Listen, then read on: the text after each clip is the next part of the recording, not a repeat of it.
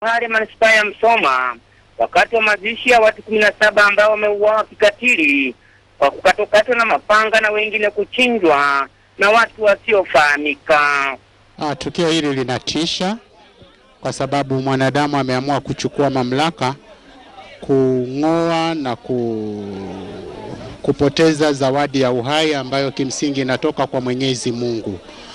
Na ninaliona kama ni mwanadamu anahitajika sasa, labda ni changamoto kwetu viongozi wa madhehebu mbalimbali, lakini pia hata viongozi wa serikali, kwamba tunahitaji kuwa na mfumo maalum wa kuwafundisha watu wetu na hata kuwalea waelewe thamani ya maisha, thamani ya zawadi ya maisha.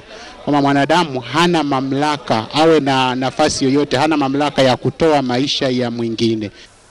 Tunapaswa kumwogopa Mungu, kumheshimu Mungu aliyemuumba mwanadamu, na tujue kwamba sisi ni wapitaji na wenyeji wetu uko mbinguni. Ipo siku moja inayokuja itakapofika mwanadamu aliyefanya kitendo kama hiki kwenda kuingia mbinguni, utamwambia nini Mungu? Akisoma risala katika mazishi hayo ambaye imeshirikisha maelfu ya wakazi wa manispaa ya Msoma na mkoa wa Mara kwa ujumla, msemaji wa ukoo huo Bwana Always Biaro amesema ni ukweli usiopingika kuwa tukio hili limetokana na ulipizwaji wa visasi baada ya watu watatu waliouawa na wanayowe mwaka 2005 kwa kuiba mbuzi Bwana Kawawa Kanguye ambaye kwa sasa ni marehemu. Sisi wanandugu tunahisi kwamba chanzo cha matukio yote haya ni kutokana na kuuawa kwa watu watatu hapo tarehe 27 mwezi wa 10 2005 ambao walituhumiwa kuiba mbuzi 25 wa Kawawa Kanguye.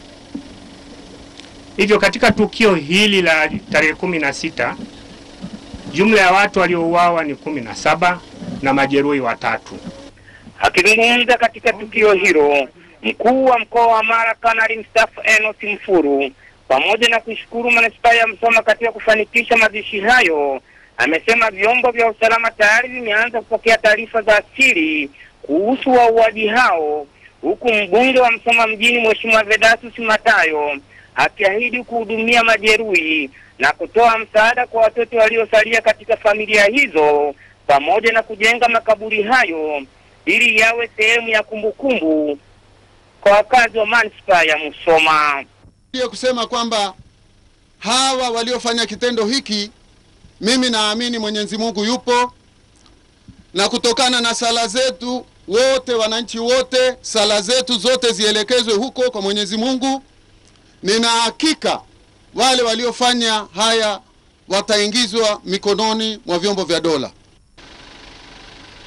Sisi kama binadamu ni vizuri basi kila watu kwa nafasi yao tukaona nini cha kufanya kuanzia sasa. Vyombo vya dola kupitia kwa mkuu wa mkoa, ni imani yangu kwamba vitatusaidia kuhakikisha kwamba ulinzi unaendelea kuimarika. Baadhi ya wananchi ambao wameshiriki katika mazishi hayo, akiwemo mwalimu aliyefiwa wanafunzi 6 wa shule yake, wametaka jamii kutoa ushirikiano wa kutosha kwa jeshi la polisi ili kufanikisha kukamatwa kwa wote waliohusika kufanya unyama huo na kufikishwa mbele ya vyombo vya sheria. Kitika sana. Hii ni tukio la ajabu sana ambalo sijawahi kuliona katika maisha yangu. Linasikitisha kwa sababu nimepoteza wanafunzi 6, watatu darasa la 7, alafu mmoja darasa la 5, mwingine darasa la 3 na mwingine darasa la 2.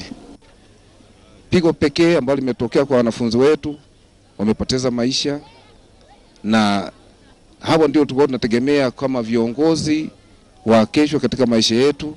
Mamia ya wanafunzi hao wa shule ya msingi ya Buhare ni miongoni mwa maelfu ya wakazi wa manispaa ya Msoma mkoani Mara ambao leo nao wameshiriki katika mazishi ya wanafunzi wenzao katika kuwaombea katika safari yao hii ya mwisho duniani. Nikiripoti kutoka Msoma, mimi ni George Marato wa ITV.